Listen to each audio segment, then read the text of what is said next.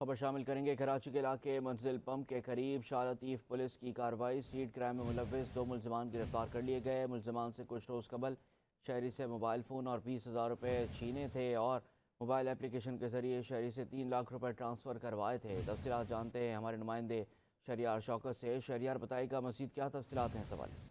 جی حسنین، یہ منزل پمپ کا علاقہ ہے، شاہ لطیف تھانے کی حدود ہے، وہاں یہ واقعہ پیش آیا تھا۔ کچھ دن قبل جو ہے وہ شہری سے ایک لوٹ مار کا واقعہ ہوا تھا۔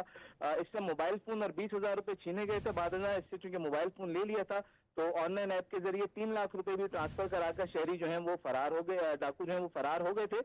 شہری نے واقعے کی جو ہے وہ اطلاع بروقت شاہ لطیف پولیس کو دی تھی۔